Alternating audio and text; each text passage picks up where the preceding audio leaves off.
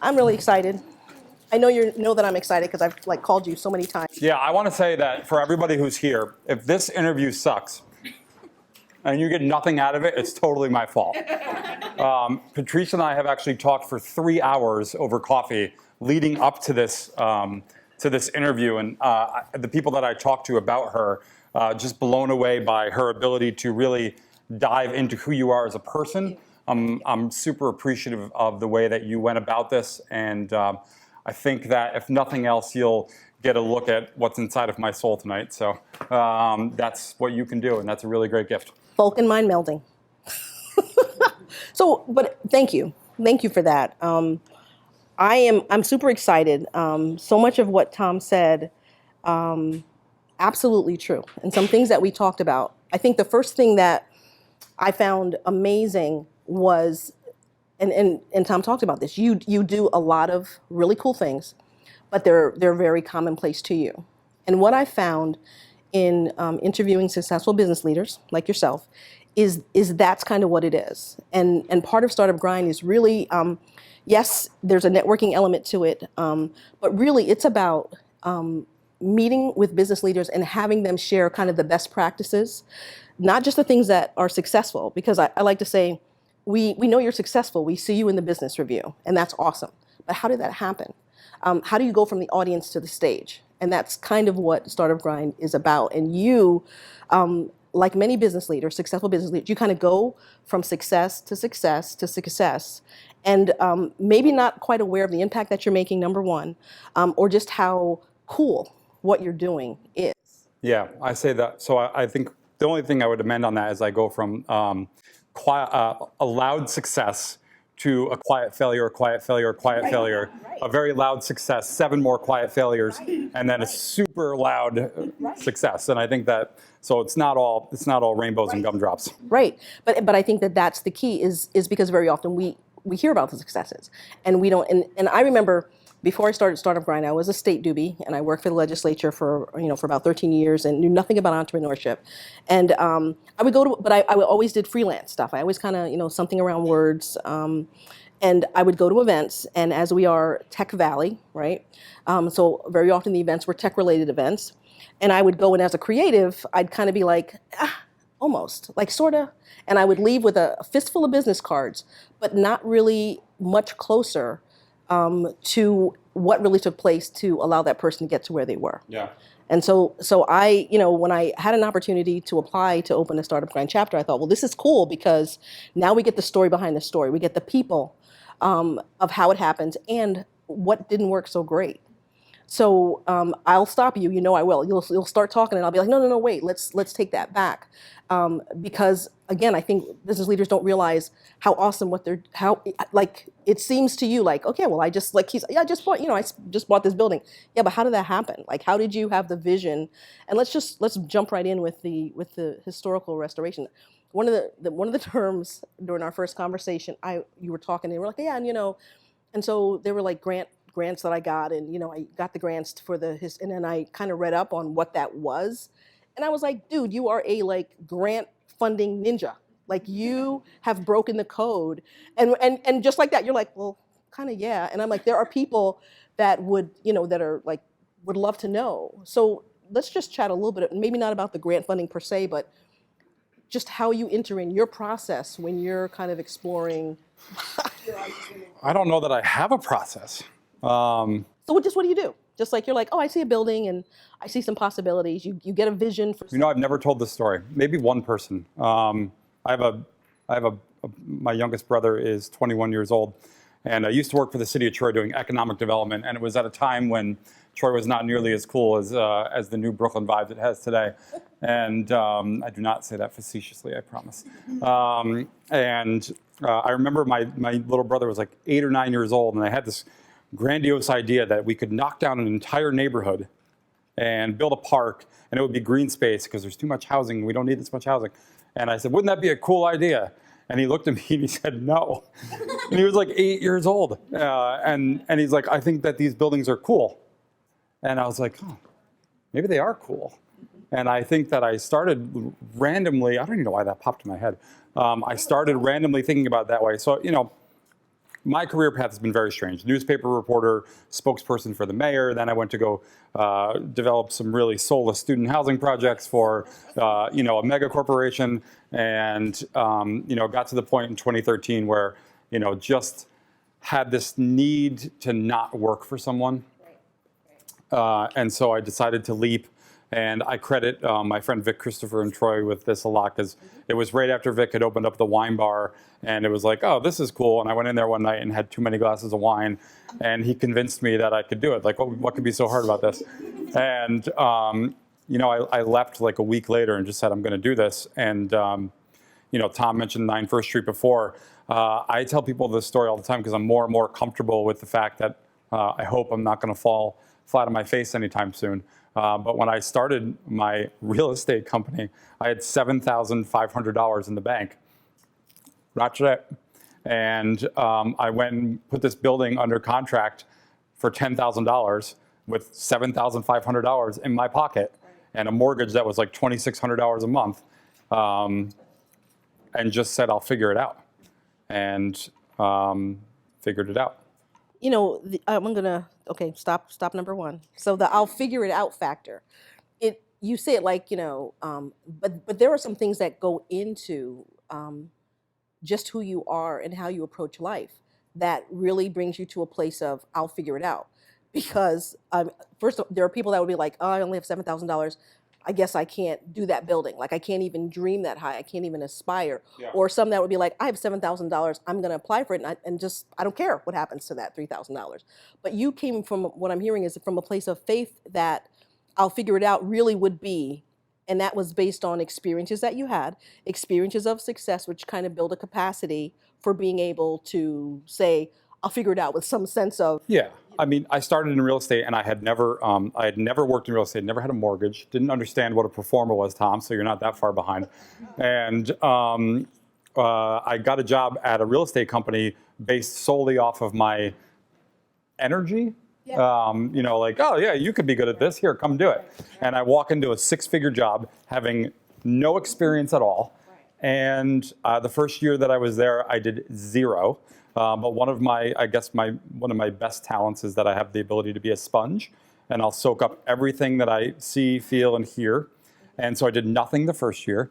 And then in the next 2 years, I developed $70 million of real estate, other people's money and, building random things. But City Station in Troy was 3 buildings. And then Schenectady County Community College, I built some housing for them.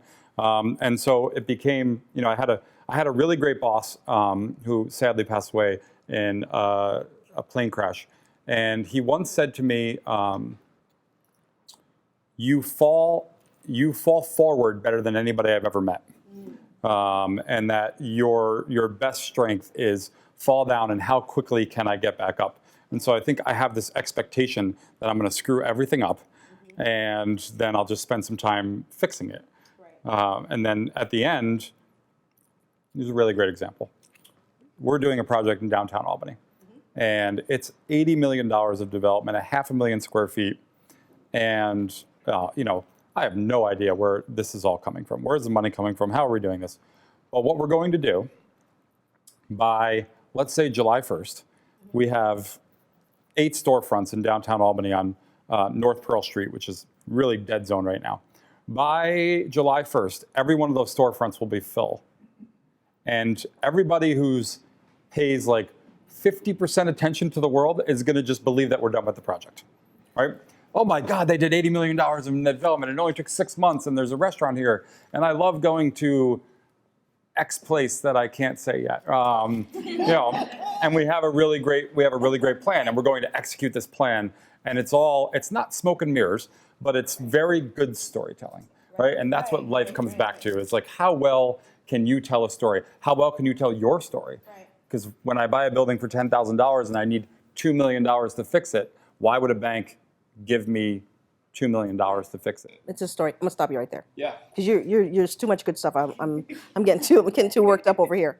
So I want to go back to something really, really key that you said is that you start, well, aside from the fact that you started like a 6-figure job and you knew nothing about that, but aside from that, but once you got there, you sat quiet for a year. Yeah. And you were a sponge. So those are 2 key things that I always look at these events as I know that I have a variety of people that are present, and it's from students, right on up to mature businesses. And so, what is something that every single person in this room can grab a hold wherever they are and put into place? And I think the ability to be really thoughtful. You've already talked about vision, vision casting and being a visionary.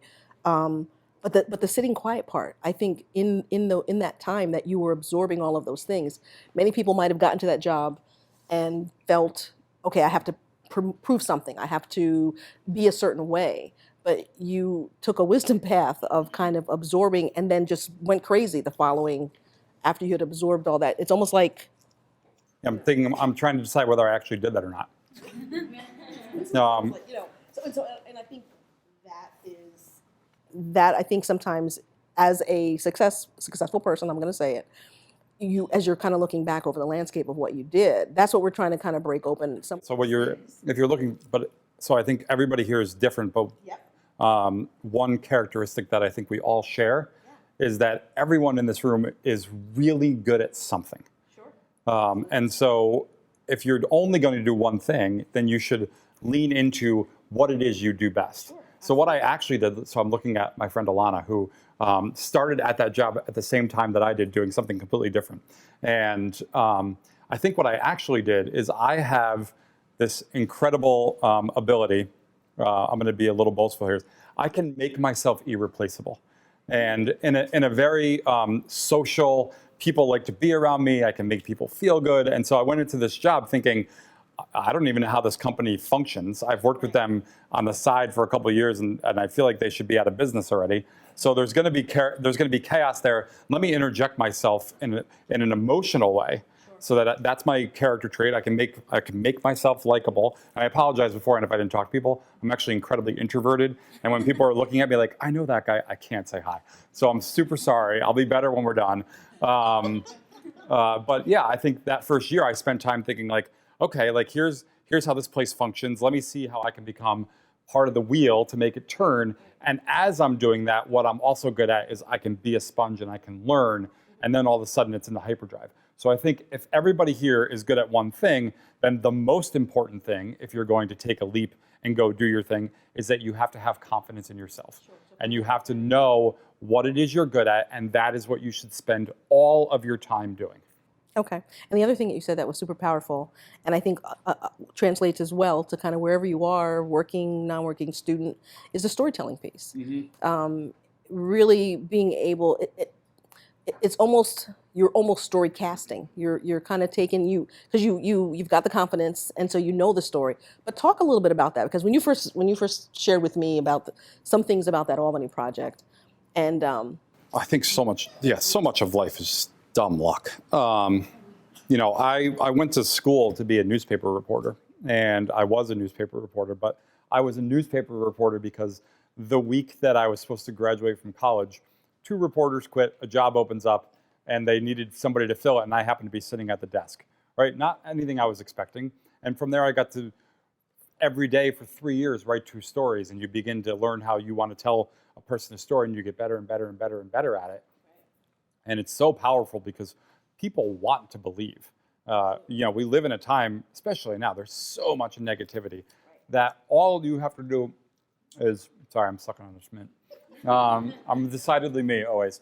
All you have to do is lay out an agenda for how I'm going to do something good and different, and people flock to you. You should see people embracing us right now in this downtown Albany project. I spent 2 years trying to finance a project at United Group that cost $16 million with an incredibly bankable group. And we just closed a loan with Great Bank, M&T Bank, if anybody needs a bank. It's like $18 million loan we closed in 6 weeks, and they're buying into the hype of downtown Albany. Albany had no hype. Tom Nardacci brought the hype to downtown Albany. So, I think I've learned that over and over and over again. And if you're not a good storyteller, that's probably not going to help you very much. But there's a lot of different ways to tell stories these days too. I think that's really important. You can tell stories on social media, and you can do it through pictures, and you can do it through yourself and what you're doing. And people want to buy into something good. And it doesn't mean that money is going to follow, but it means you're going to have a leg up when you start, for sure.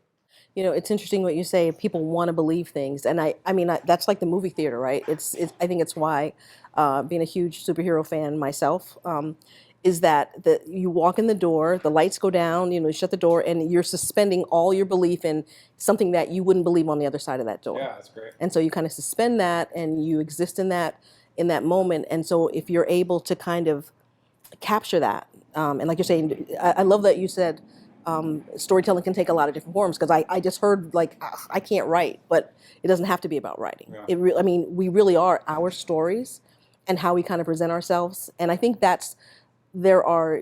have a ton of friends. I think that this full room is evidence of that. And I think, people are here to support you. They're here to support the things that you support, because like you just said, when you tell a good enough story, people, they flock to it, but they support it. You said something very, can we interact with the audience? Let's do that. Simple show of hands. How many people here suspend disbelief in their actions every day?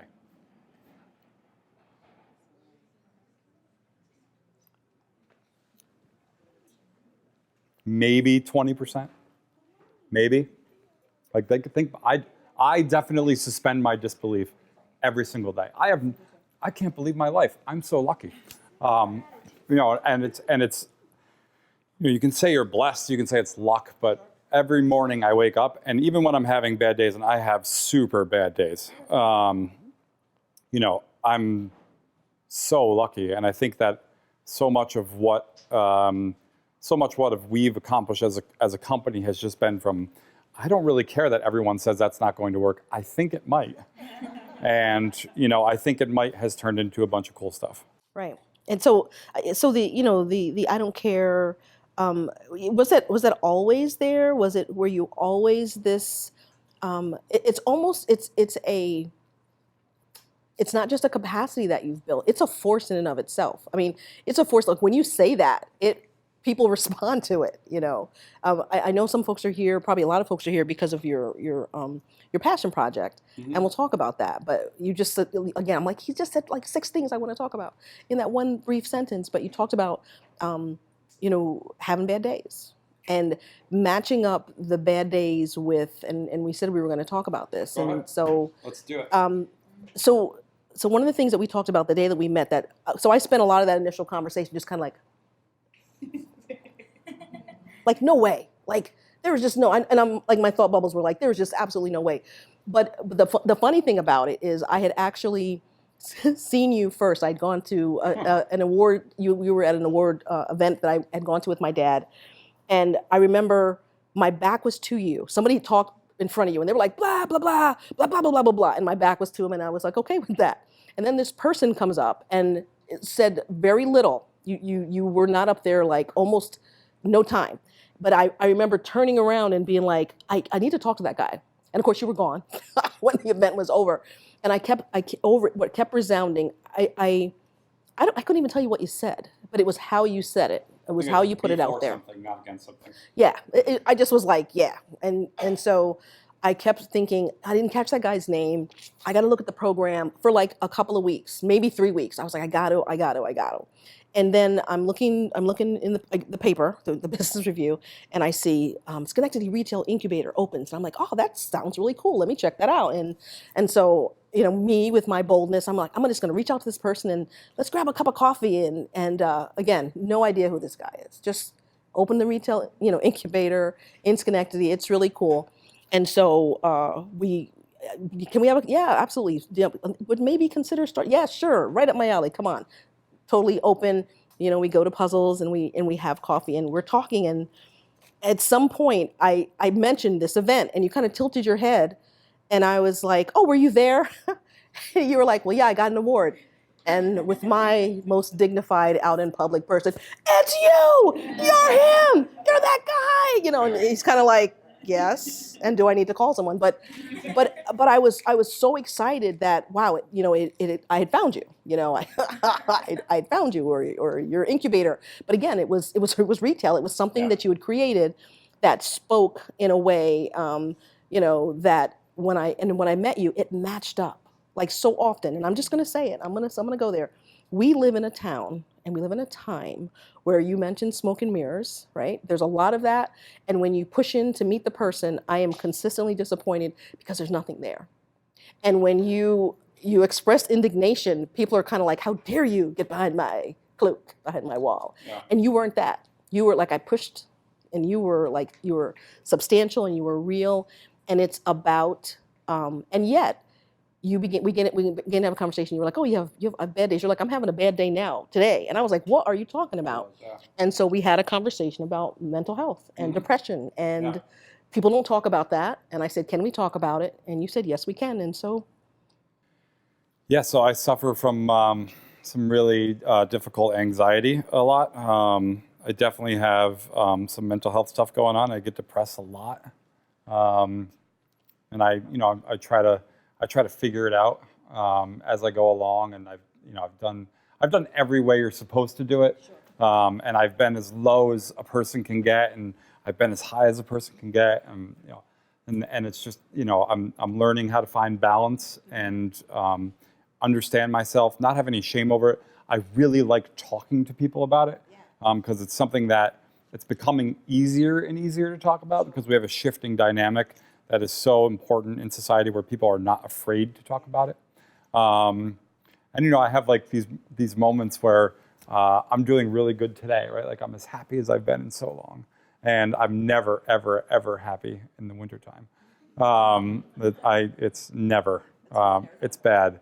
And I've been happy for weeks, and I'm cognizant of why, and having a person in my life that really is lifting me up to an incredible level, and really thankful for that. And and it's just like, but it's good to be in it in that moment and understand what is it about that lifted me up, and how can I then talk to people and help them understand that I was so close to failing. At a low point was probably March of 2015. Couldn't be lower. I mean, I'm having trouble. My mom's in the second row. I can't even look at her right now because this point was so bad. And I saw no way out of what I had gotten myself into, and was very concerned that what do you do when you set these expectations up? Because let's go back to the strength of what I had was I could tell a really good story. Sure. And so I convinced a bank to lend me $2 million, and I convinced 2 investors to give me $500,000 and another investor to give me 2. And my numbers worked and everything was great, but I had relied on some things that didn't happen. And you get to that point and you realize I've built this tent and it's collapsing on me and I see no way out. And what do I do?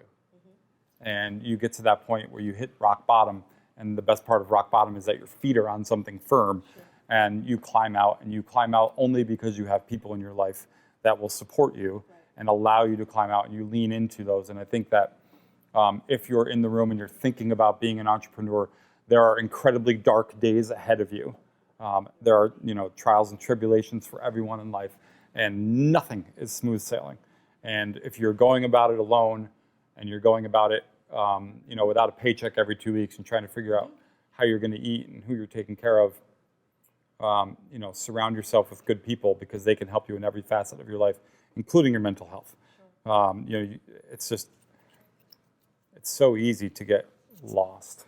It is. And let's talk about, and I'm going to segue a little bit. Let's talk about your passion project. Let's talk about your sister, whatever order. Yeah, let's get really emotional. Yeah. Where's the tissue box? Yeah. Is that okay? Totally fine. Does everybody know about Do the Next Good Thing? Do I need to do like a primer? Yeah, do it. Because remember, there's people that are watching that are not in the room. Oh. Okay. Didn't know that part. Now I'm nervous. What am I going to do? So my sister passed away on April 30th of 2016. She had the most unfair life, and I've been struggling with that a lot lately. If we're the same person, and she was 13 months younger than me, and she had this hellacious journey for 10 years that ended in her passing away, and I've been an idiot who's made 150 wrong turns in my life, and now I end up on this path where I can sit here and talk to you tonight and try to encourage you. Doesn't make any sense. So she passed away, and she was the craziest person. Just really great. And she had a bucket list, and at the end of the bucket list, she had checked off the things that she had accomplished in her life. And it wasn't your typical bucket list. I haven't actually seen the whole thing. Spoiler alert. Yeah, my brother-in-law won't show it to everybody. But skydiving was on there. So it had those things. But the last 5, were things like be a good friend, let go of the petty details, smile every day, love and cherish life. And I'm on a plane one day. The flight got delayed like 6 times. I was flying out of Newark, so I could have walked home faster.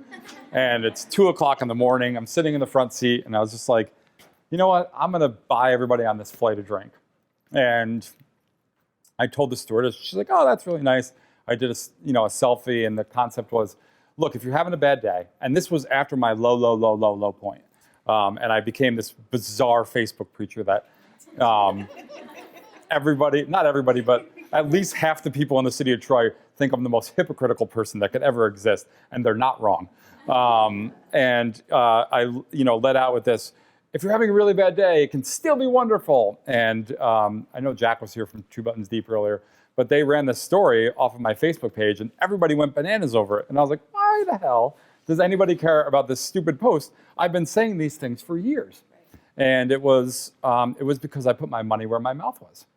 And it wasn't just yap, but like I bought somebody a drink. So I was like, all right, screw it. Here's what I'm really gonna do, because I get so, oh man, everything I've ever done was definitely a moment where I was like, we should do this. And then you start doing it, I was like, what did I just do? So I met with Jack, and I was like, here's what I'm gonna do. I'm gonna give away $50,000 of my own money. And by the way, not a lot of people know this, but here it goes. I didn't even have $50,000 in the bank when I said I was gonna do it. Did not have the money. I was like, I'm gonna do, so you, like, how do you get low? Well, you tell everybody you're gonna give away $50,000 and you don't even have it. I'm gonna give away all this money, and what I'm gonna do, it turned into something really incredible. Because I didn't want to just give it to, I didn't want to like be predictable and go give a homeless person $100. I wanted to just give everyone $100. So whoever I had a good vibe off of, or whoever I connected with.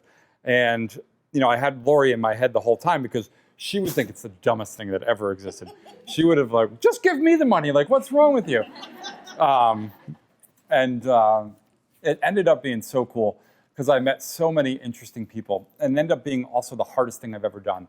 And nothing will ever come close to being harder than this. If you're familiar with it at all, I would go meet somebody and I would talk to them. I would walk around in the street, and I'd walk up to KDO. I did one with you. I did, yeah. Did anybody else I do one with? I did one with Alana. Who else is in here that I did one with? What's that? Yes, I did one with Nicole. I did one with my mom. Oh man, it's like a whole thing. So I'd walk up to KDO and I'd say, hey, tell me about who you are. And then they'd start going, and it's, what's one thing you think about every day? And there'd be hard questions and easy questions. And at the end of it, I would just hand them $100, and they'd be like, wait, what? What are you doing? Why are you doing this? And it ended up being so ridiculous. I was on Inside Edition. So it's Bobby Bones' radio show, which I didn't even know who Bobby Bones was. That turned into this crazy speaking engagements. I'm going to Denver next month to speak in front of thousands of people all over this project. And it was so wonderful, because I got to meet people, and really, you can really get to know people if you just take a little bit of time. And I don't want to miss this point, because I've had this conversation with Nicole, and how privileged I was as a person to be able to do this, because I am a 6'4", bearded white male, and for the most part, no one will mess with me. And if you're a 110-pound, girl walking in the city, and you're like walking around with $100 bills in your hand, something bad might happen. And so I was able to lead out with this concept that people are going to buy into it, and they're going to buy into my mission, and it's going to be fine. And it was, but I don't want to miss that point. But I have a friend now, Richard, who's a homeless person who lives in downtown Schenectady, who gave me the most genuine hug of my life last winter, when I hadn't seen him and was like worried if he was okay. And he ended up turning the $100 into like 3 weeks of housing, and he bought a pizza for other people that he knew were homeless. And over and over and over again, humanity just shined through and said, like, that's it. And it was the most wonderful experience, but also it's the hardest thing I've ever done. Walking up to KDO and saying like, hey, do this. And then I'm taking, because I'm going to ask you an emotional question, right? Like, do you smile every day? What are you worried about? I used to be a reporter. I can get inside of somebody and, to take that in. And then I would go home and mind you, I'm running a company that's trying to develop $100 million worth of real estate. And on the side, I'm taking in someone's energy. And then every morning, religiously for 1 year, I missed one day. At 8 a.m., I posted a story of who I met the day before. And the only day I missed, I was literally violently ill and couldn't get out of bed and just said, I'm taking a sick day.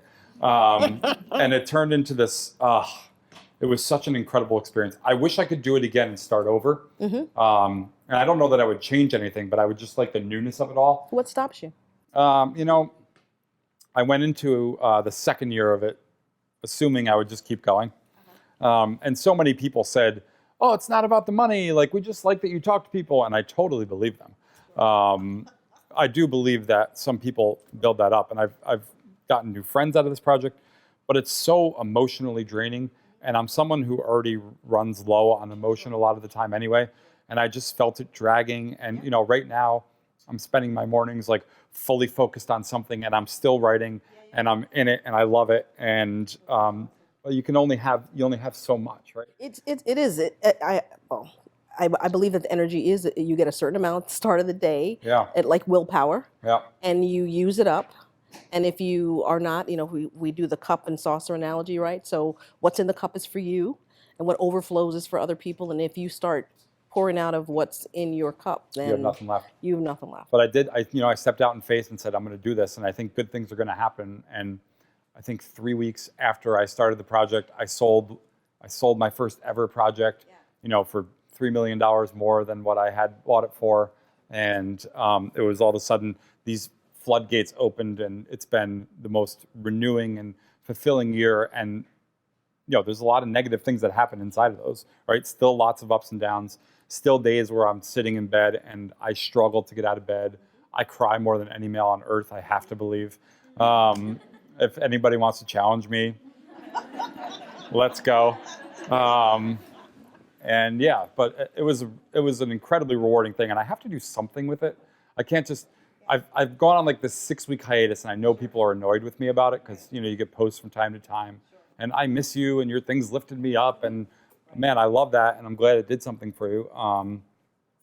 But it's not the right time yet, and I don't know what the second iteration looks like. I thought I did.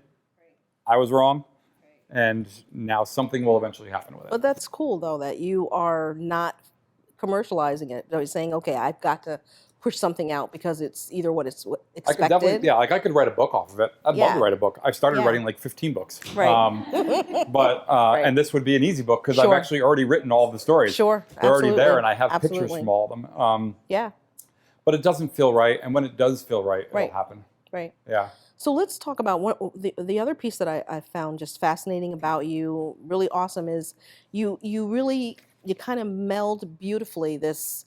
You've got this passion project that is not at all surprising because it really you vibe energy. You really are. I mean, just being in your presence and energy. It's an impartation, right? Mm-hmm. But yet and still, there's this other side of you. There's this like business.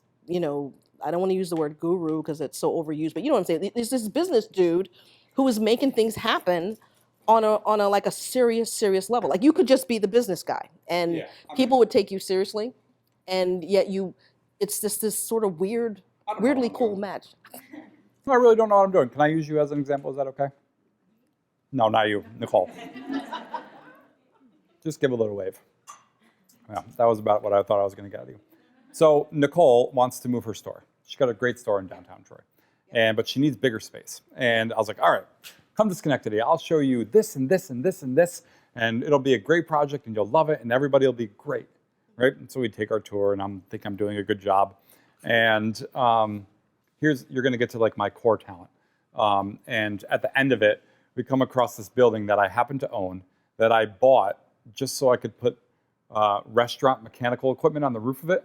because because Slide and Dirty needed space. And so I just bought this tiny, small building, awful looking building. And, Nicole looks at it and is like, I want to go here. And I was like, no, you don't. This is not where you want to go. It's on the corner. Nobody really walks here. It's very bizarre. It's the ugliest building I've ever seen. Like, what are you thinking? And like, well, can we put windows in? Was the only question.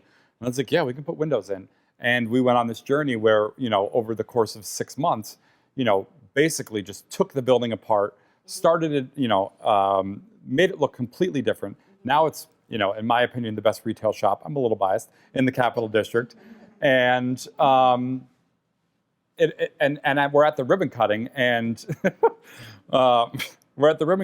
the mayor stands up and he's like, I just want to thank Jeff for his vision of bringing things like this to Schenectady. And I'm like sitting there going, I didn't have anything to do with this. Someone who I believe in said, I want to do this, and I jumped. And so I think what I'm doing now at this point in my life is I'm finding people that I believe in, and if I think they have what it takes to do it, then it's time that we jump, and I'm going to jump with you, and I'm going to help you because so many people helped me when I started, right? I had $7,500. It doesn't get done without people having blind faith in me. And so if people had blind faith in me, and now it's my job, let's say I'm going to work for another 10 years before I decided to retire before I'm 50. And I'm going to have blind faith in everyone that I have a good vibe off of. And when I say everyone, that includes cities, it includes places, it includes ideas. And I think that if we can all do that as a community, because we're all in upstate New York for a reason, that worked. I got to figure that out in my head. If we can all do that, have a little blind faith that the weather and the taxes don't matter, I think that we can create. I think that we can create something really amazing here. So I don't know what I'm doing is the moral of that story. Is that, well, and I dispute you. I dispute you. You do know what you're doing on some level. And I'm like, how do I say that? Like, I think that part of the reason that people believe in you, yes, you absolutely have a phenomenal vibe, and it feels good to be around you. So it does. But there is something else. There is something that allows you to figure out, and maybe it is your superpower, and maybe everyone isn't necessarily going to have that. But I think that it's that combination that allows you to kind of swing between that. I mean, social entrepreneurship is awesome. Yeah. And it's there. Often we see social entrepreneurship that doesn't have the wherewithal to keep it's awesome and it feels really good, but so often there's not the funding. But you've got the business head that allows you to. Even. And I think the attitude that you bring, like, do the next good thing, is like you just were like, I want to do this and make it happen, and the follow through. Yeah. You executed. So it's funny because I talked before about anxiety, and my anxiety affects me in a different way than I think typical anxiety. So like, one of the things, like how can I do something? I'm not really scared of failing. Like when I started my own company in 2013, my biggest thing was like, well, if I fail and lose my house, I'll just go live with my mom. Like, they have a house. It's got a couple rooms. I have a skills. I can do something if I fail. And so what's interesting then is that where the anxiety kicks in is when I build up this story to a point where it's at its crescendo and I'm ready to say, like, here we go. The anxiety kicks in there and it's like, oh, what if I'm wrong? And that's the most interesting part of this downtown Albany project for us, because the last 5 years for me were convincing you and you and you and you and you that I know what I'm doing, so that you give me the money and the approvals and the construction contract and everything I need to actually execute. Sure. And now we've been right enough, right? And people love talking about people and backing people who have been right, sure. Right? So like, is that a skill set? No, not at all, right? I just happen to be lucky. So, but they're all in now. Everybody's building it up to like, oh yeah, here you go. And it's been so easy. Sure. This is the Capital District. We raised $14 million in private equity in 5 months, just asking people. I mean, talk something like the storytelling. It was anybody who, Anybody who looked at our numbers said no. Everyone who looked at the numbers and dove in and said, is this going to work, was like, yeah, probably. I'm looking at you. They looked at it and they're like, oh, this is a little risky. Anybody who bought into the emotional storytelling of what was going on and the why Albany was going to explode and why there were two parking, right? Yeah. And the emotional side of it, they all jumped in because it goes back to that, we're all looking for a good story. We're all looking to believe in something. And you know, how many people grew up here, and I was one. I was such a disparager of this place. And worse, I was a disparager of individual places when I was working in one. So when I was very Troy-based, I was like, Schenectady, who would ever go there? It's not organic. They're giving away money. And I was just like, you have to be careful with your words because you're going to have to eat them one day. And if they weren't good then, they're going to taste really bad now. You know, I went through this whole thing. And, you know, now you know, it's been an incredible journey because we've been able to get all this money together to do this project. And I was sitting back thinking the other day, oh my God, what if people don't want to live in downtown Albany? We're building 350 apartments. This is not 12 apartments anymore. This is 350 apartments and, you know, 50,000 square feet of retail space and 2 parking garages. And now when you go into a city, everybody wants to give you their buildings. And it's just like, oh boy, what if we're wrong? But we're not, we're right. So if you want to, spoiler alert, this place is gonna boom. But I just, you know, what you said, it made me think, is there something in the very act of you getting to that point and saying, oh my gosh, it's not gonna work. What if people don't buy? Does that kick into another, like a problem-solving sort of absolutely. Thing that makes? So that's a process. Yeah, there's no, there's no question. Thing. I think I actually one of the things that I hate about myself is when I am at my very, very, very low, I come up with the best ideas ever, right? And so it can become a little addicting, and you almost force yourself into, okay, I'm really low. So the day after Christmas, I'm at a super low point, very personally, emotionally, not happy with myself, at a low point. And I'm driving my car, and I was like, oh my God, I have solved the New York State thruway system. And I totally have. Like, I can fix the New York State Thruway Authority. And I have this plan, and it works, and I'm really happy with it, and I'm writing it down, and I'm trying to figure it all out. And yeah, there's a process there, right? When you get to the point where you're most anxious and you're most doubtful, then in me, I have this thing that, and I think everybody does, it's that survival instinct, right? You know that your back's up against the wall, and like, how am I gonna fight out of this? And I'm looking around at people in the room that I know do this with me. And you just start climbing. Are your fists always clenched? Because I'm a little scared by that. It's because I'm holding the mint wrappers. Yeah, because how many of those were there? Were there like enough for both of us? There were 7. And the best part is I have not had like any sugar the entire year. So stay tuned for me in about an hour. I'm going to be bouncing off the walls. So I definitely want to leave. I want to leave some time for questions because I want folks to have an opportunity. So what wakes you up in the morning? The sun. Oh, I'm going Sounds to just so throw silly. a pen at No, you. no, listen. Oh, so seriously. We're Okay. serious. I don't sleep with any curtains in my room usually. And so when the sun comes up, I wake up. And it has such an effect on me in the wintertime when the sun doesn't come up until like 7:20. And I'm so stressful because I just feel I feel a renewed sense every morning that I wake up when I'm in a good place of what am I going to do today and how am I going to tackle it? And I really do love my life. Like if you want to be an entrepreneur, your number one goal should be you want freedom. That's why you should be doing it. If you think you're going to make money, you're like 98% wrong. But if you don't want to work for somebody and you just want to go live your experiential life and dive into not caring about things, then it's great. And I get to wake up every morning and, you know, I have a great team around me who know how much of an emotional basket case I can be. And that some days I don't want to talk to you and I just won't come to the office. And some days I'm not wearing shoes and that might be weird, but just deal with it. And I just, so, for me, I get up every day because the sun comes up. And when the sun comes up, every single day is going to be different. And I thrive on the every single day is different. So the variety. So you said something there.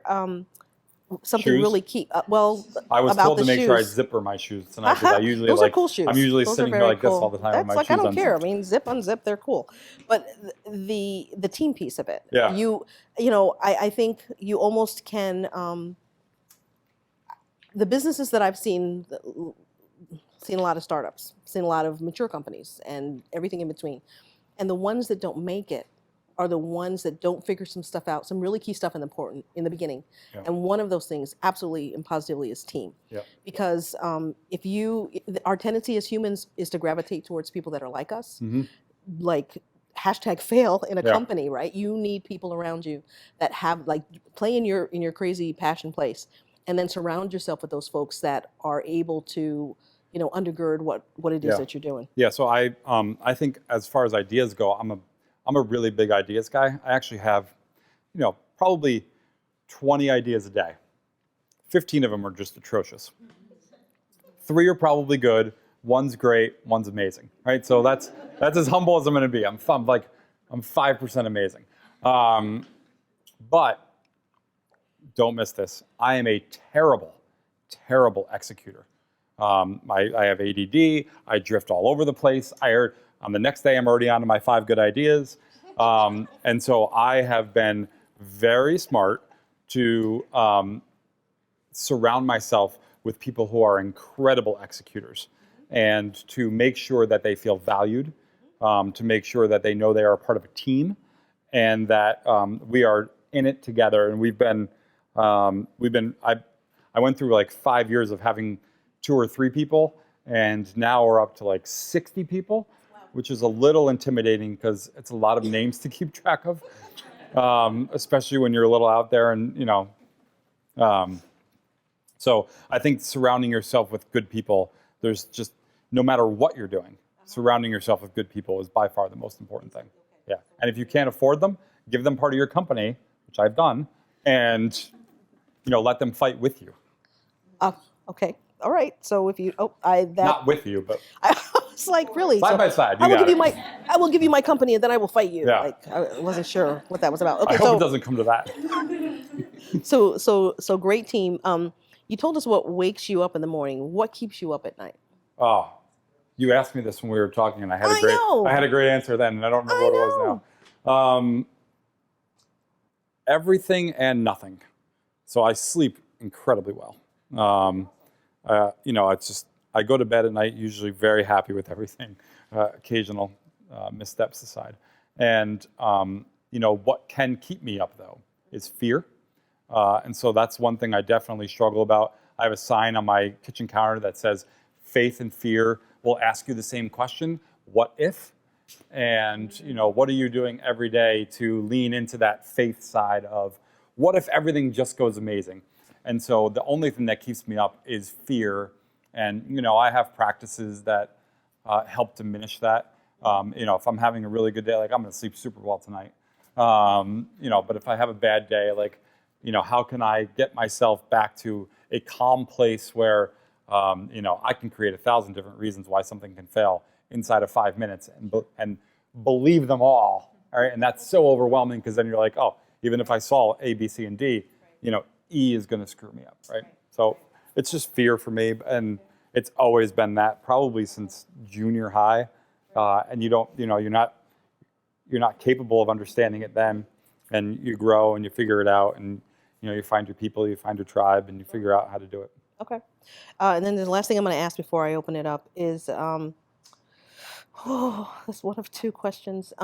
What would you be doing if you weren't doing what you're doing now? If I wasn't doing real estate development? Or just what? Okay, here's the other question. You can choose which one you want to answer. What superhero would you be? I like Batman because he doesn't have any superpowers. Okay. I think Batman is just kind of like a guy who got sick of the world that was around him and decided to do something to change it. that's me. That's me in a weird way. I have a head that can't turn off, and I get sick of the noise. And so you can do one of two things.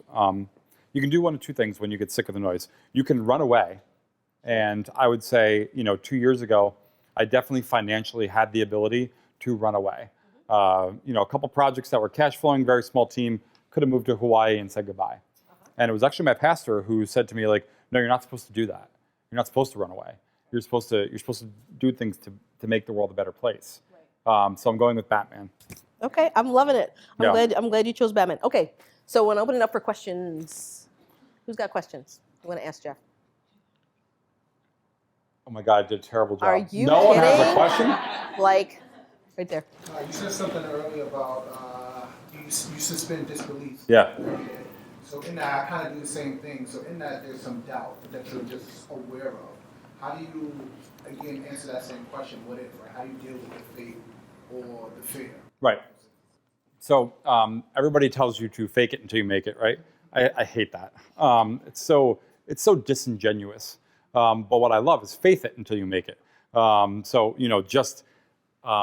have to have confidence. And if you're in a business where you're taking risks every day, you're taking the risks because you understand what could go wrong. There is no everything's perfect.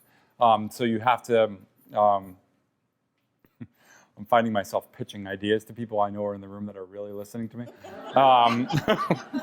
I think I have a big fear that when my time is up here, I don't want to be sitting there, and hopefully I'm sitting there and it's very calm, very peaceful, and I'm listening to music. I don't want to look back and say, oh, if I had done that, this would have happened. And I think that every decision I've made in my life has been based on, am I going to regret this if I don't try it? And so many times, it's easy to say you're going to regret it. That can get me in trouble too. I've had a couple of things in business-wise that have failed spectacularly. And it was like, in the moment, I wish I had said, oh boy, I really wouldn't have regretted that if I didn't do it. But I think that's just the way I've decided to live. And, you either do it or you don't. And I know that not everybody's wired this way. Not everybody can just shut it off and say, what's the worst case scenario? I'll go live with my mom. I know that some people aren't even blessed enough to do that. So I think that it's just something that when I'm looking forward in life and I picture myself looking back, am I going to be proud that I did everything I was supposed to do? I will not accept just one question from this audience. Yeah. Anyone else have a question? So you have about 60 people in your firm. Yeah. What's the breakup? Is it architects, builders? We have about 12 people on our development side, so they're working with me on a daily basis, trying to figure out how to get this thing off the ground. We have a great little construction crew because we have an incredible amount of work that just costs too much money, and if we're paying ourselves to do it, it's a little bit cheaper. We have a great maintenance staff because we have a couple hundred apartments, a hotel under management. So it's a great mix of people. I think we probably only have, I bet we have 3 people over the age of 50. Very young company. Almost nobody knows what they're doing, which is really good because I think that if you're doing your thing and you're trying to launch something new and you're looking for people, no matter what you're in, you mean a retail store, you'd be in a restaurant, you could be in a lawyer's office. If you're starting something and you're believing in your vision, you don't want to hire people off of the street that already have an idea of how to do things, because that's going to conflict with what you believe in yourself, right? So you go find people that have a skill set, and maybe you can mold a little bit, and are quick learners, and they can be that sponge that I was when I went to go work somewhere else. And you want those people that are fungible, because you're going to go through a lot of crazy things, and you can build up an incredible team if you can just get them to buy into what your vision is. As long as your vision's right. You said you went from 6 to 60 organically, or you had a plan? Like, how did you go from so small? Yeah, I never have a plan. I know that sounds crazy. I have 2 partners now who are engineers, and those guys plan a lot.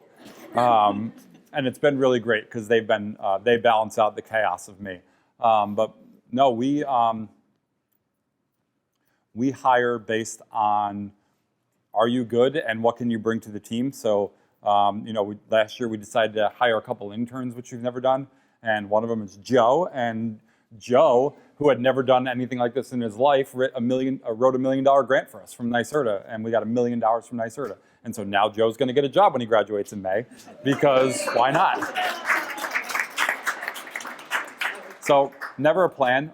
We brought in a woman who was in the Air Force for like 9 years, and her resume came across my desk. I'm looking at her resume. I was like, I don't know what I would do with this person.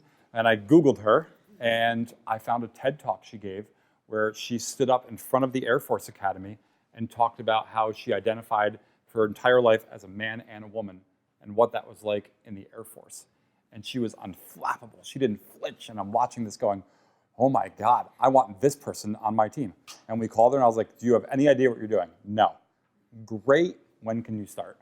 And she's crushing it. She's doing a great job. And it's just like, you look for something in somebody and, figure out where you can fit them. And I think we thought when we started this, that whole 6 to 60 is like over the course of 12 months. It was pretty rapid. I think we assumed we'd probably be about 30. So, our payroll's too much and terrifies me, but I just try not to look at it. So I'm not lying. I don't look at it. Any other questions? So I think there's a lot of people, I know that there's a lot of people in the area making moves, yourself included, and I think everyone in this room loves and supports you. How do you deal, or what advice do you have for people? There's a lot of people who hate on success, quote unquote. Yeah. And you're coming from a good place. How do you deal with that? With haters? Haters. Just curious. I struggled with it for a really long time, particularly in my hometown, Troy, where I tell the story there was blood, sweat, and tears in Troy, and I mean late nights, 12-hour days when you're getting paid as a government employee with no overtime. I just put everything into it, and then I wanted to do this Monument Square project in downtown. I know I had the best idea. I know the project would have crushed it. And, it was everything to me. And I lost hundreds of thousands of dollars and couldn't even get people who I once thought were my friends to allow us to vote on the project. And it was so incredibly deflating. I, picked up my ball and was like, I'm not doing any more work here. So whiny, so stupid. I realized after a while what a child I was being. And, look, there's a bunch of people in this room, right? 25% of them don't like me. They've sat here for an hour and they're like, dude, this guy's full of shit. And that's okay, right? And then there's another 25%, or no, there's 50% that are on the fence both ways. They could be convinced to like me, they could be convinced not to like me. And then there's 25% here, and they're all sitting in the second row. And, they love me, right? They love me for who I am. And I think that you're going to be really great in life if you can train yourself to want to make the 25% proud of you and to understand that 50% are going to be on the fence and that you need to just be a good person as much as you can be. And that no matter what you do, and I'm a guy who randomly walked around and gave away $100 bills to people on the street, and I get hate emails over it. I get emails from people telling me that I'm all about myself and that it's just a ploy and I'm trying to do this and they're out there and there's nothing, I can't do anything to change their mind. So why am I spending even an ounce of my energy even looking at them and trying to figure it out? And so that's way easier said than done because we're all emotional people and we all take in really painful things when they happen to us. It's not simple to just be like, 25% don't care, right? It's not that easy. But if you can acknowledge it and understand it and just not pay attention to that and try to put up a wall. And I've been really good. I haven't been on Twitter in 4 years because I had a Twitter troll who would just be like, and he would just attack me. And then people who I thought were my friends would laugh at it. And I was like, why are you laughing at that guy and not defending me? Don't you actually care about me? I don't understand this. And so, don't pay attention to what's evil to you and what's a bad thought. Get it out of your view shed and focus on what's important to you. And, so much easier said than done, but that's the best way I do it. I just don't listen to them anymore. And if people are going to hate, that's cool. Like we had this project down here, as we were trying to finance it, I get so many, I talked to so-and-so and their number said it didn't work. That's why they walked away from it. It's like, great, cool. I don't care what really old white dude developer was doing. It doesn't work for me. I don't care. Like I'm moving on. And if it works, it works. Awesome. So focus on your 25. Know that 50 can be amenable by who you are as a person, and ignore the other 25. I'm looking at you, KDO. You don't like me, and that's okay. Okay, wait. So focus on your 25. Yeah, focus on your 25. What was about the 50? Stole that right out of church, by the way. I don't want to say like I came up with that. That's okay. We'll give them credit. So focus on the 25. Yeah. And what was the middle part about the 50? Yeah, like that 50 can be persuaded by who you are and what are you doing on a daily basis to say like, I don't know, why do you like me? Well, I like what he did that one time. Cool. And then the other 25, just ignore them. Ignore. You said don't pay attention to what's evil to you. What's evil to me? Evil, like capital E, right? There's bad energy in the world, and it's different. It's got a different name for different people, right? I mean, I'm a Christian, so like for me, it's the devil. But like there's other people out there, and like there's just negative energy in the world, and everybody feels it at some point. It absolutely exists, and it's so easy to focus on it and lean into it because that path to hell is paved with good intentions, right? There's a reason there's really old sayings, right? They make sense. And so it's very simple to get on that path and get distracted. And, you get dinged a couple times and like, just focus on what is good. And everybody has that instinct inside of them. When you meet somebody, right away. We talk ourselves into liking people. And it's like, no, instantly whether that person is good for you. You don't need to talk yourself into it. You're okay as you are. Don't do that. Okay. Man, I'm preaching. Sorry. Mr. Buell, where do you see yourself in 5 years? Oh, God. I already told you I was going to be retired in 10. So that's why I asked 5. I just want to be doing cool things. When I started the company, I put this ridiculous press release together where I was like, I'm forming my own company, and here's where I'm going to work, and this is what I'm going to do. And then I put this sentence at the end of it, which is one of the few sentences. I write so much that I usually end up regretting 80% of it, and I look back, I'm like, oh, God, what was I thinking? But there was this sentence at the end of it that said, one of the reasons I'm starting my own company is that I change my mind what I want to do every 3 years. And if I own my own company, then no one can argue with me about how I'm changing paths. And so I've done that, right? I wanted to do simple, small projects where we're going to do one building at a time. And now I've merged with some, people who are friends and, time frees up. I have no idea. And I'm really excited about that because I don't plan. I'm not good at goals. I'm a really great procrastinator. I know, I can answer personally, right? Like I'd love to, you give up a lot when you do this, right? So, not married, don't have kids, would love to be married, love to have kids. What's that? You can. Weird. Oh, yeah, you're like, no, yeah. No, maybe you can create a venue and we can have the wedding there. Okay, simple answer, not cheesy, what I genuinely feel. In 5 years, I want to be happy, right? And I said that to a newspaper or a News 10 reporter when they were doing a piece on me a couple months ago. And she's like, well, how do you define success? And I was like, oh boy, what's my return on equity? And, what a boring answer that is. And I sat there and I gave this little silly grin that I do. And I was like, you know what? Actually, I just want to know, am I happy? And I wake up and I'm walking through Schenectady and we've done some incredible things in Schenectady that, oh man, it shouldn't have happened. And I walk around and I'm just like, this is amazing. And I just want to be happy. And I feel like probably one of the reasons that I like to take people by the hand and take that blind leap of faith is because I know if I'm right, people are going to be happy. So yeah, I guess there's probably some deep issues in there I should work on. But yeah. You are a funny guy. Anyone else have any questions before we wrap? Go ahead. Real quick, but you mentioned earlier, the big loud success and then all the little small quiet. Yep. what were you able to do, or why did you think those failures were able to stay small and quiet, and not the big loud? Well, the big loud is me, right? So I'm so incredibly boisterous, and part of the interesting storytelling is, I was a newspaper reporter, and then I was a spokesperson for the mayor for 5 years, and so I have these incredible relationships in the media. So when I'm telling my story, I know how to tell my story. And then when I fail, I'm just like, I don't know what you're talking about. Like I opened a bar in Troy with my brother. It was like the worst failure of my life. I regret it every single day. And it's been very difficult on the relationship emotionally.